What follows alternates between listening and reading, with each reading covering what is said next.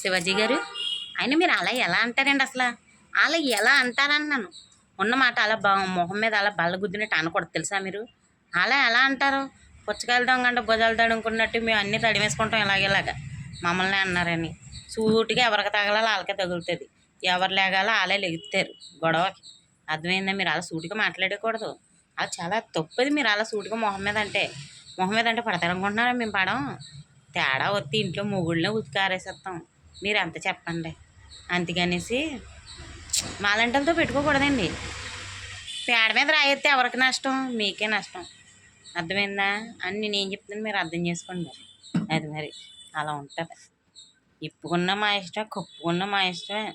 మేము నేటి భారత స్త్రీలు కదా. గుద్దితే సరే ఏంటో మనం నాడింగుంటే ఎదరోడు ఎందుకు అంటాడో. ఇలాగ అమ్మా అని చెప్పాడు ఆయన. అది తప్పేముంది? దాని తప్పేమి లేదు. కాకపోతే ఆయన ఏంటంటే కొంచెం ఘాటుగా చెప్పారు. అమ్మ అన్నదానికి కొంచెం తేడా చెప్పటంలో కొద్దిగా ఘాటుగా చెప్పారు, అంతే తేడా. మంచి ఎప్పుడు ఘాటుగానే ఉంటుందండి. అర్థమవుతుందా? మంచి ఎప్పుడు ఘాటుగానే ఉంటుంది. అదే కొంచెం పందర రసం అనుకో నోట్లో పోసేసుకోవచ్చు.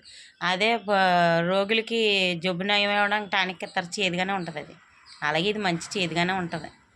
కాబట్టి కొంచెం ఇప్పటికన్నా గొడవలు సాల్వ్ చేసుకొని జాగ్రత్తగా ఉంటే మంచిది. ఆడవాళ్ళలాగా ఉండాలండి.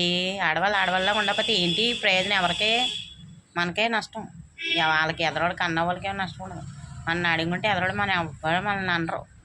మనల్ని అన్నారని మనం గుద్దేసుకోకూడదు. అర్థమవుతుందా?